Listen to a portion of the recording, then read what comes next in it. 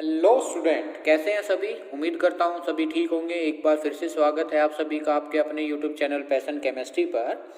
जैसे थर्मोडायनेमिक्स का जो लास्ट वीडियो था वो क्या था, सेकंड लॉ ऑफ थर्मोडायनेमिक्स जो हमने बताया था, और उसमें हमने डिस्कस किया था कि जो एंट्रोपी है, एंट्रोपी जो है पॉजिटिव, अगर सिस्टम की टोटल एंट्रोपी जो सिस्टम की है वो पॉजिटिव होती है तो आपकी कोई भी जो प्रोसेस है वो स्पॉन्टेनियस हो सकती है। अगर टोटल एंथैल्पी जो एंट्रोपी जो है अगर नेगेटिव है तो कोई भी प्रोसेस कैसी होगी, नॉन स्पॉन्टेनियस प्रोसेस होगी। ठीक है, तो सेकंड लॉ ऑफ थर्मोडायनेमिक्स और उसका जो प्रूफ है वो मैंने लास्ट वीडियो में कराया था, तो जिस भी बच्चे ने नहीं देखा तो प्लीज़ वहाँ पर प्रोसीड जरूर कीजिएगा। और आज हम क्या करेंगे, एंट्रोपी करेंगे, कैलकुलेशंस फॉर डिफरेंट प्रोसेस। ठीक है, तो चलिए स्टार्ट करते हैं आज का वीडियो।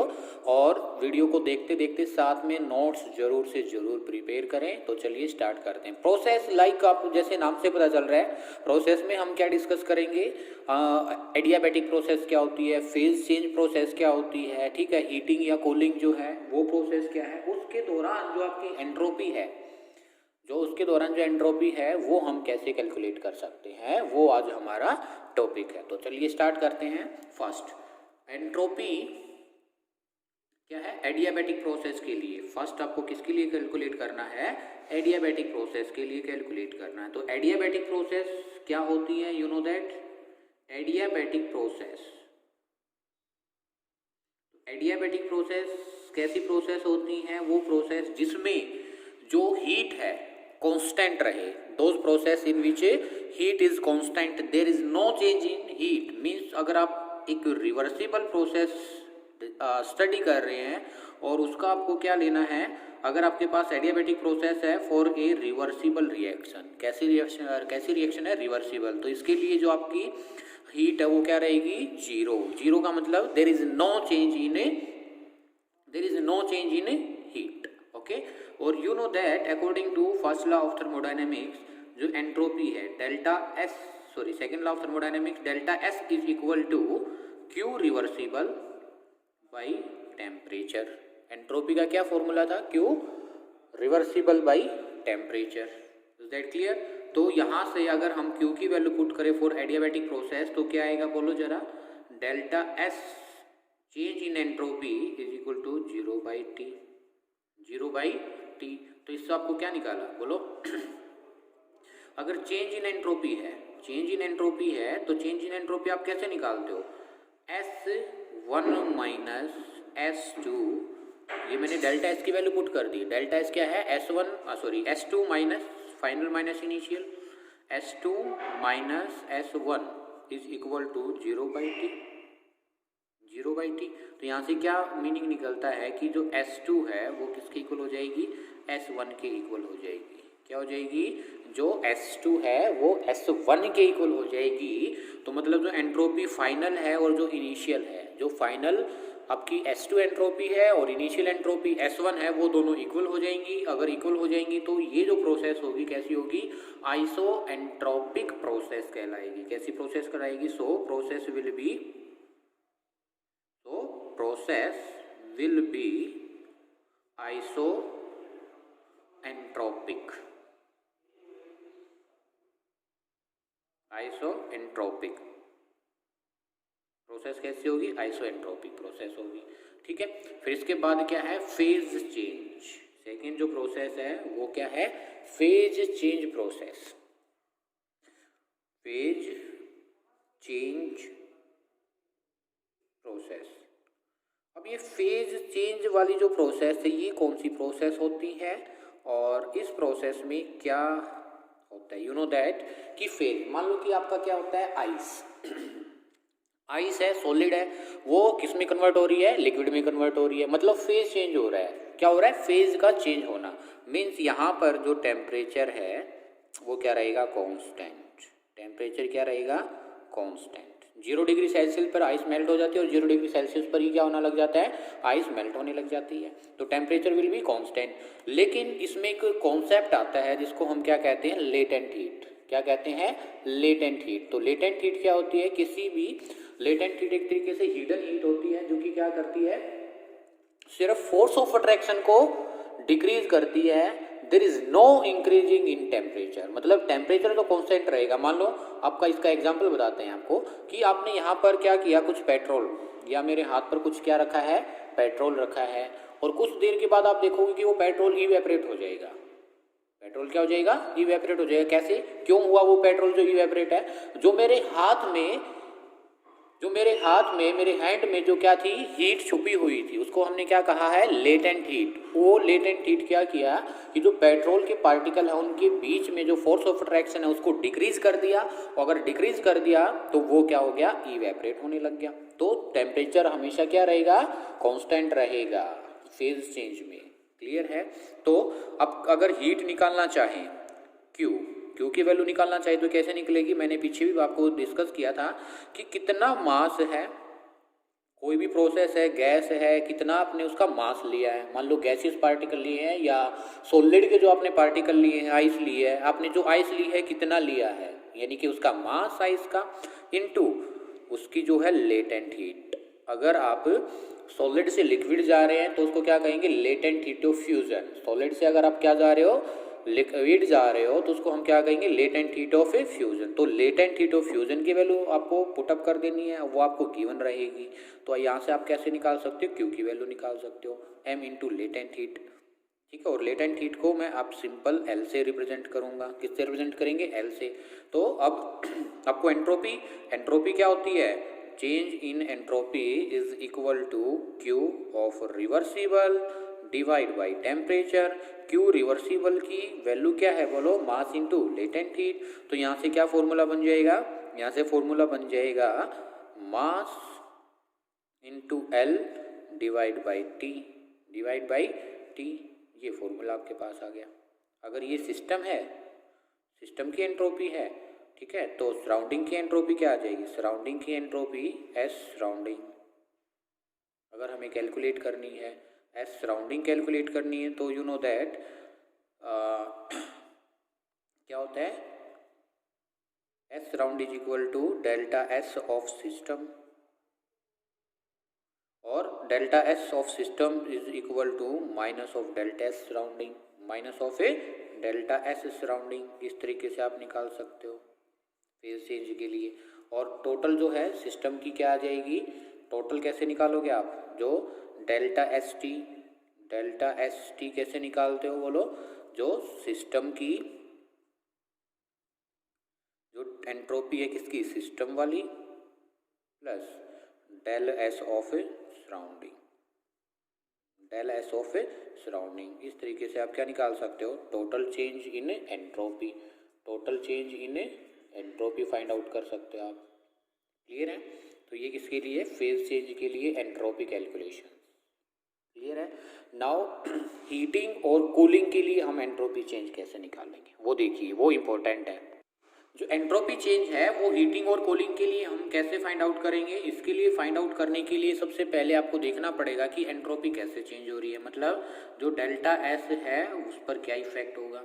अब जब क्या होती है प्रोसेस, हीट करते हो या कूल करते हो, तो उस टाइम पर जो टेम्परेचर है, हीट करना और कूल करना, तो टेम्परेचर क्या होता है, बोलो, अगर टेम्परेचर चेंज होगा, अगर टेम्परेचर चेंज होगा तो क्यू भी क्या होगी, जो हीट है वो भी क्या होगी, एक्सचेंज होगी, हीट भी क्या होगी, एक्सचेंज होगी। मतलब इसमें जो टेम्परेचर और हीट है दोनों वेरिएबल होंगे, दोनों क्या होंगे, वेरिएबल होंगे। अगर दोनों वेरिएबल होंगे मतलब फिर हमें क्या है, ऐसा कुछ रास्ता निकालना पड़ेगा कि दोनों को हम क्या करें, जो वेरिएबल जितना चेंज आता है उसकी वैल्यू रखें और क्या करें, चेंज को फाइंड आउट करने की कोशिश करें।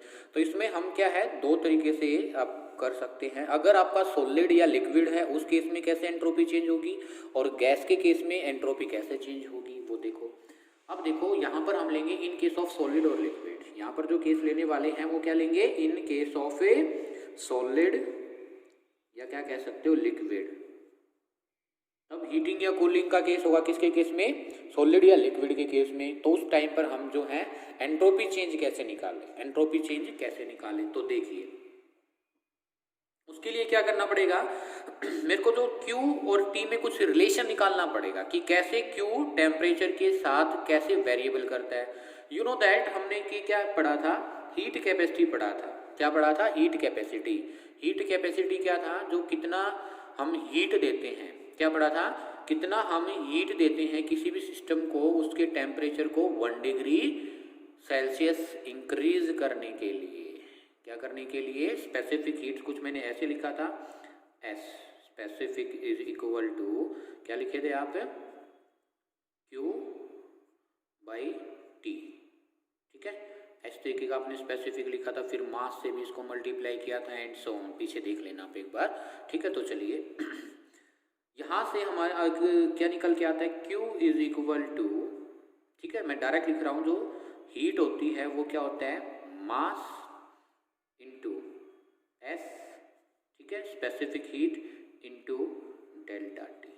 ये एस क्या है यहाँ पर, यहाँ से अगर क्यू की वैल्यू निकालोगे तो कैसे आ जाएगी, क्यू इधर आ जाएगा, इसको मल्टीप्लाई कर देंगे और कितना मास है वो लेंगे हम, सॉलिड या लिक्विड का कितना मास लिया है, उसकी स्पेसिफिक हीट कितनी है, S for specific heat, specific heat, ठीक है।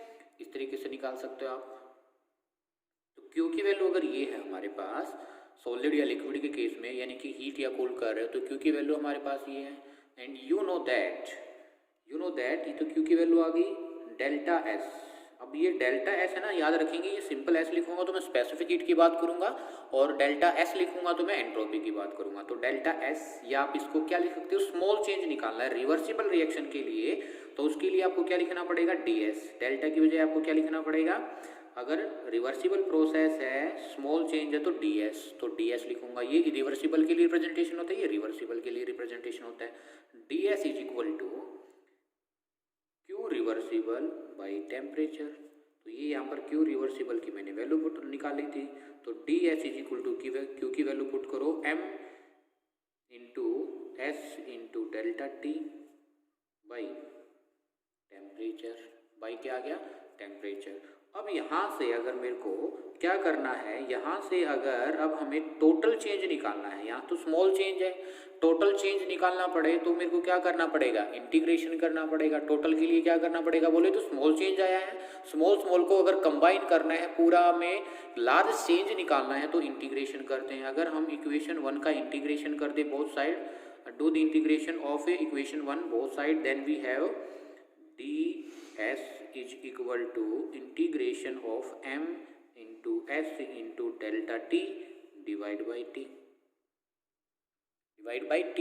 अब क्या होता है, जो इंटीग्रेशन होता है वो डिफरेंशिएशन का क्या होता है, बोलो डिफरेंशिएशन का क्या होता है। अगर स्मॉल चेंज है तो जो स्मॉल चेंज आएगा तो उसको हम किससे रिप्रेजेंट करेंगे, डेल्टा की बजाय जो डेल्टा टी लिखा है वहाँ पर हम क्या लिखना स्टार्ट कर देंगे, डी टी लिखना स्टार्ट कर देंगे। स्मॉल चेंज के लिए क्या लिख देंगे, डी टी लिख देंगे स्मॉल चेंज के लिए, ठीक है। रिवर्सिबल है तो याद रखेंगे, स्मॉल चेंज के लिए डी टी लिख देंगे, ठीक है। अब क्या है इंटीग्रेशन, अब वैल्यू पुट कर दो। वैल्यू क्या है, जो चेंज आया है, मान लो आपका इनिशियल एंट्रोपी S1 था और फाइनल एंट्रोपी क्या था, S2। यहाँ पर वेरिएबल कौन है, dt यानी कि टेम्परेचर, m मास और स्पेसिफिक हीट दोनों क्या रहेंगी, कांस्टेंट। मास आपने मान लो कि कितना लिया, 50 ग्राम, पूरी की पूरी प्रोसेस में 50 रहेगा, एंड और स्पेसिफिक मान लो उसके लिए क्या वैल्यू आ रही है, स्पेसिफिक 20 किलो जूल या कैलोरी आ रही है, तो वो भी फिक्स रहेगी। यानी कि मास और स्पेसिफिक हीट कांस्टेंट है, तो वेरिएबल क्या है, टेम्परेचर। तो टेम्परेचर इनिशियल 1 क्या था, T1, और फाइनल क्या था, T2। अब इंटीग्रेशन क्या है, you know that integration and differentiation are opposite to each other, तो ये क्या हो जाएगा, कैसे लिख सकते हो, चलो इंटीग्रेशन कर देते हैं हम इस चीज़ का। तो क्या आएगा यहाँ से, S2 minus S1 is equal to, यहाँ m और s क्या है, कांस्टेंट, मास भी कांस्टेंट, स्पेसिफिक हीट भी कांस्टेंट। अब क्या बच गया, integration of dt by T, और वैल्यू क्या है, T1 से T2। अब यहाँ पर आपको एक बात, मैथमेटिक्स फॉर्मूला याद रखना पड़ेगा। वो मैथमेटिक फॉर्मूला क्या है, इफ़ अगर आपको इंटीग्रेशन करना है किसका, dx बाई एक्स। अब ये x क्या है, यहाँ पर टेम्परेचर, क्या है ये, टेम्परेचर, तो ये होता है ln x। क्या होता है ये, ln x। तो ये पुट कर सकते हो आप यहाँ पर, dx का इंटीग्रेशन क्या होता है, S2 minus S1 is equal to m into S, और इसका इंटीग्रेशन क्या आ गया, ये dt बाई टी का ln ऑफ t, क्या आ गया, ln ऑफ t। देखो dx बाई एक्स का यानी कि dt बाई dt का जो इंटीग्रेशन होगा वो क्या होगा, ln t, क्या होगा बोलो, ln t। अब वैल्यू क्या है T1 से T2, वैल्यू क्या है T1 से T2, ठीक है, लिख लिया। चलिए अब इसको और सोल्व करेंगे, या वैल्यू पुट कर दो, इसको क्या करना पड़ेगा, वैल्यू पुट करनी पड़ेगी। हायर वैल्यू से लोअर वैल्यू पुट करते हैं, तो क्या आ गया S2 minus S1 is equal to M into S ln T2 minus ln T1, T2 minus T1। अब क्या होता है, एक और मैथमेटिक्स फॉर्मूला आपको याद करना पड़ेगा, क्या होता है वो, क्योंकि जो आपका ln A minus ln B क्या होता है ln A बाई B। अब A की वैल्यू क्या है T2, B की वैल्यू क्या है T1, तो इसको मैं क्या लिख सकता हूँ बोलो, इसको हम लिख सकते हैं S2 minus S1 is equal to M into S, और क्या लिख दें इसको ln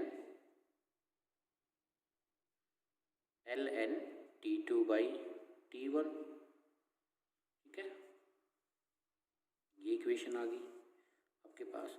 अगर इस इक्वेशन को फिर फर्दर सॉल्व करने की कोशिश करते तो कैसे कर सकते हैं, फिर एक मैथमेटिक्स फॉर्मूला आपको पता होगा कि कभी भी नेचुरल ln को क्या है, नेचुरल लोगरिथम को लॉग में कन्वर्ट करना है। किस में कन्वर्ट करना है, मान लो आपके पास ln x है, क्या आपके पास ln x है, इसको log 10 बेस में कन्वर्ट करना आपको, किस में करना है, log 10 बेस x में, तो इसको मल्टीप्लाई करते हैं एक वैल्यू से, वो क्या होती है 2.303, कितनी होती है 303, तो इस इक्वेशन को मल्टीप्लाई कर दो तो क्या आ जाएगी बोलो, S2 minus S1 is equal to, कितने से मल्टीप्लाई करना है, अगर इसको मल्टीप्लाई करेंगे तो कॉमन हम एक कांस्टेंट वैल्यू है तो कांस्टेंट वैल्यू को आगे रख लेंगे, 2.303 इंटू M इंटू S, और क्या आ जाएगा into log 10 base T2 by T1। अब यहाँ रख लो चाहे यहाँ रख लो, बात एक ही है, तो ये इक्वेशन आ गई आपके पास एक, ठीक है। अब ये S2 माइनस S1 क्या है, S2 माइनस S1 आप क्या निकालते हो, चेंज इन एंट्रोपी, क्या निकालते हो, change in entropy is equal to 2.303 MS, ठीक है, MS log 10 base T2 by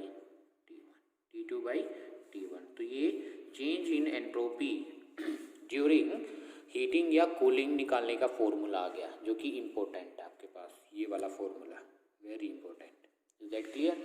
अब क्या है, कंडीशंस बन जाती है, अगर आपकी इफ हीटिंग, अगर आप किसी भी सिस्टम को क्या कर रहे हो, हीट कर रहे हो, तो उस टाइम पर क्या होगा, T2 is greater than T1, T2 is greater than T1, ठीक है।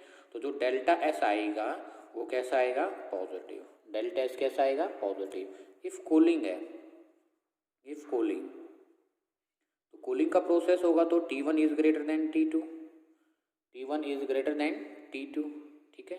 तो इस टाइम पर जो डेल्टा S आएगा, डेल्टा S आएगा तो कैसा आएगा, वो नेगेटिव। तो ये आपका रिलेशंस बताता है किसी भी इसके बारे में, change in entropy during heating या cooling in case of solid and liquid, in case of solid and liquid. एक बार वीडियो को पॉज करके बिल्कुल आराम से उतारिएगा, कोई डाउट है तो कमेंट बॉक्स में मेंशन कीजिएगा। लिख लिया, गुड। चलिए नेक्स्ट, चलिए ठीक है। लेकिन ये तो क्या हुआ सॉलिड और लिक्विड का केस, सर आपने हमें क्या नहीं बताया, गैस के बारे में नहीं बताया, किसके बारे में नहीं बताया, गैस के बारे में। गैस के बारे में मोलर हीट कैपेसिटी लेते हो आप, मोलर हीट कैपेसिटी में नंबर ऑफ मोल्स का यूज करेंगे, चलो उसका भी बता देते हैं डायरेक्ट।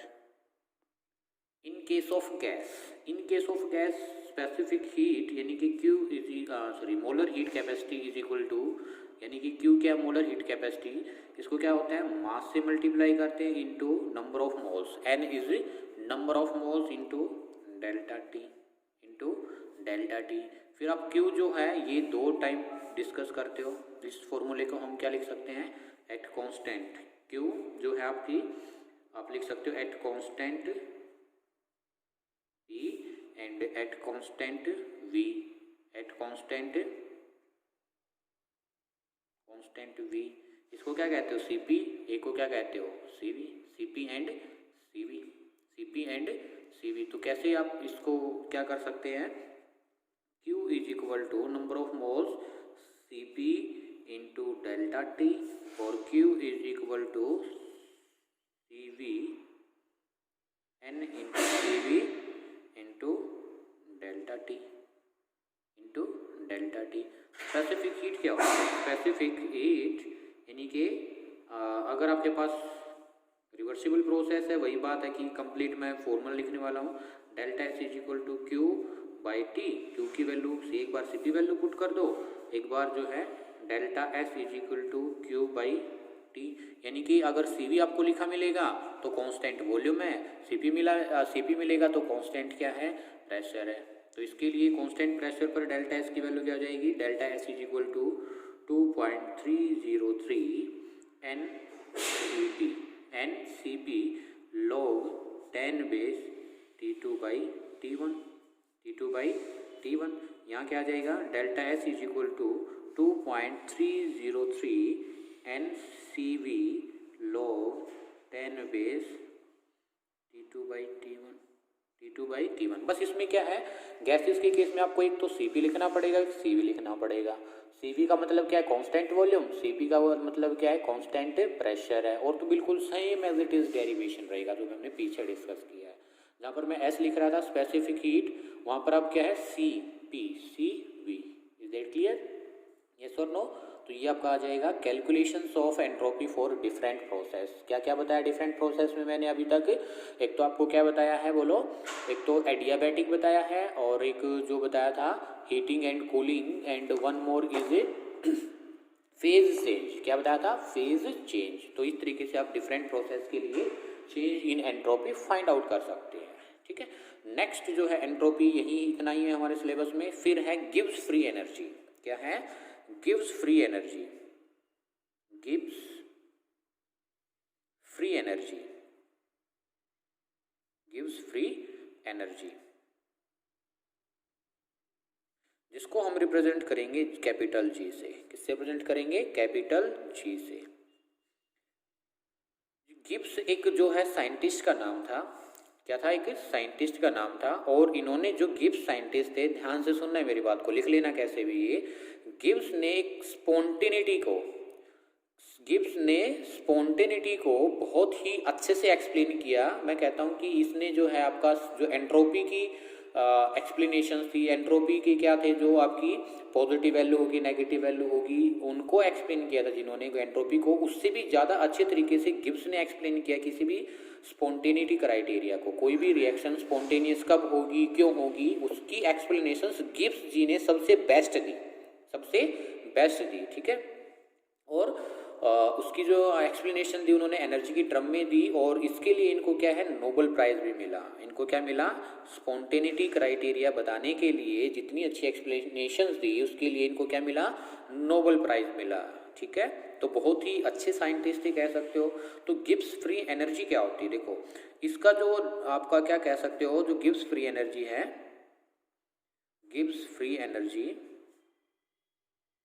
इसका एक मैथमेटिक फॉर्मूला कह सकते हो, या सॉरी मैथमेटिक नहीं कह सकते, तो एक आप डेरिवेशन टाइप फॉर्मूला कह सकते हो। उस फॉर्मूले को बिल्कुल भी रटने की जरूरत नहीं है। देखो ये क्या कहता है गिब्स, कि जो टोटल एनर्जी होती है किसी भी सिस्टम में, क्या होती है, टोटल एनर्जी होती है सिस्टम में, उसमें से कुछ तो एनर्जी वर्क करने में चली जाती है और कुछ फ्री रह जाती है।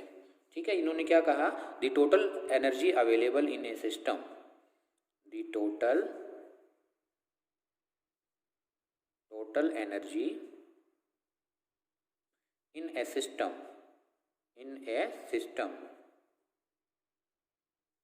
the total energy in a system to do useful work and something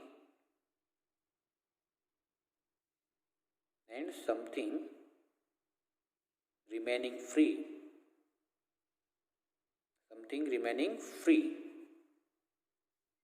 that's called gives free energy, gives free energy. देखो इसका मैथ जो आपका एक derivation type formula direct way से वो देखिएगा। मान लो सिस्टम के पास जो टोटल एनर्जी है उसको मैं क्या कहता हूँ, एंथैल्पी। क्या कहता हूँ, एंथैल्पी। और ये जो टोटल एनर्जी है या टोटल एंथैल्पी है, इसने कुछ काम किया तो उसकी एनर्जी क्या होगी, डिक्रीज। अगर ये टोटल एनर्जी है, मान लो आपके अंदर टोटल एनर्जी है कुछ भी, मान लो 10, कितनी है 10। अब आप पढ़ रहे हो, लिख रहे हो, तो मान लो उसमें से आपकी जो एनर्जी है 5 खर्च होगी, बची कितनी 5। तो जो माइनस हुई है, जो काम करने में लगी है, तो वो क्या काम करने में लगी है उसको मैंने लिख दिया एस। क्या लिख दिया, एस। बोलो क्या लिख दिया, एस। S for entropy. और किस टेम्परेचर पर हुई है, टेम्परेचर से मल्टीप्लाई कर दिया। तो क्या है, किसी भी सिस्टम में जो टोटल एनर्जी है वो उसकी एंट्रोपी को इंक्रीज करने में लग जाती है, यानी कि कुछ ना कुछ क्या करेगी, वो यूजफुल वर्क करेगी एट सम टेम्परेचर।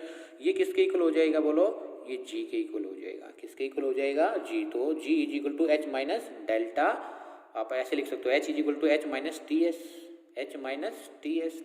तो एक तरीके से आप ये फॉर्मूला इस तरीके से बना सकते हो। किसी भी सिस्टम की जो टोटल एनर्जी है एच, उसमें से कुछ माइनस हो जाती है, कुछ डिक्रीज हो जाती है, तो उसको मैं कहता हूँ एंट्रोपी।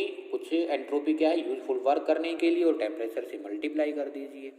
अब क्या होता है, जो गिव्स फ्री एनर्जी है, इसकी हम एक्यूरेसी वैल्यू नहीं निकाल सकते। इसकी हम क्या है, एक्यूरेसी वैल्यू नहीं फाइंड आउट कर सकते। जैसे हमने एंट्रोपी या एंथैल्पी की नहीं कर पाए थे, तो इसका हम चेंज निकालते हैं। क्या निकालते हैं, चेंज। तो चेंज कैसे निकालेंगे, change delta G is equal to delta H minus T delta S, T delta S. एक ये भी फॉर्मूला आप लिख सकते हो, और एक्यूरेसी फॉर्मूला तो यही है आपका। ठीक है। अब अगर हम ये जो चेंज है स्टैंडर्ड कंडीशन पे पढ़े, किस पर पढ़े, स्टैंडर्ड कंडीशंस पर अगर हम पढ़ते हैं, तो स्टैंडर्ड कंडीशंस के लिए आप क्या लिखोगे, delta G naught is equal to delta H naught minus T delta S naught. अब ये नॉट का मतलब क्या, standard condition at standard temperature pressure. Standard temperature जो होता है वो कितना होता है, 273 केल्विन। प्रेशर कितना होता है, 1 atm। कंसंट्रेशन कितनी होती है, बोलो 1 मोल। कंसंट्रेशन कितनी होती है, 1 मोल। तो अगर इस पर स्टैंडर्ड कंडीशन टेम्परेचर प्रेशर पर अगर हम स्टडी करते हैं गिव्स फ्री एनर्जी निकालने का चेंज, तो उसको हम क्या कहेंगे, gives free energy at standard condition. तो स्टैंडर्ड कंडीशंस को आप ऐसे रिप्रेजेंट कर सकते हैं। ठीक है, इसको थोड़ा सा ऊपर ऐसे लिखें। ठीक है, गुड। तो ये क्या है आपका गिव्स फ्री एनर्जी। तो किसी भी सिस्टम में जो एनर्जी होती है, टोटल एनर्जी, उसमें से कुछ एनर्जी क्या होता है, यूजफुल वर्क करने के लिए लग जाती है, कुछ रिमेनिंग रह जाती है, उसी को हमने क्या कहा, गिव्स फ्री एनर्जी। अब बात करते हैं, इसकी बात करते हैं यूनिट निकालने की। जो एंट्रोपी के जूल पर केल्विन निकाल सकते हो। ठीक है, तो इसकी एनर्जी जो आएगी सिंपल जूल। क्या आ सकती है, सिंपल जूल एनर्जी आप लिख सकते हैं। नेक्स्ट है, इससे नेक्स्ट जो टॉपिक रहेगा वो रहेगा spontaneity criteria with gives free energy. Spontaneity criteria, next heading बना लीजिए आप, spontaneity criteria with gives free energy. ठीक है, वो हम नेक्स्ट टाइम डिस्कस करेंगे। ठीक है, हेडिंग बना करके रख लीजिए, और हो सकता है वो आपका थर्मोडायनेमिक्स का लास्ट लेक्चर हो। ओके, मतलब कि लास्ट में इससे पहले वाले लेक्चर्स और भी हैं, लेकिन जो मेन थे जो है एंथैल्पी ऑफ फॉर्मेशन और कंबशन से जो आगे टॉपिक है उनके रिगार्डिंग मेन आपका ये आ जाता है। ठीक है, तो चलिए मिलते हैं जल्द ही, तब तक के लिए thank you, bye bye, see you. If any student have any doubt then tell me in comment box section. तो मिलते हैं। अगर आप कोई भी स्टूडेंट मेरी इस चैनल पर नया है तो प्लीज़ वीडियो को लाइक कीजिए, शेयर कीजिए, और कमेंट ज़रूर कीजिएगा वीडियो कैसा लगा। Thank you.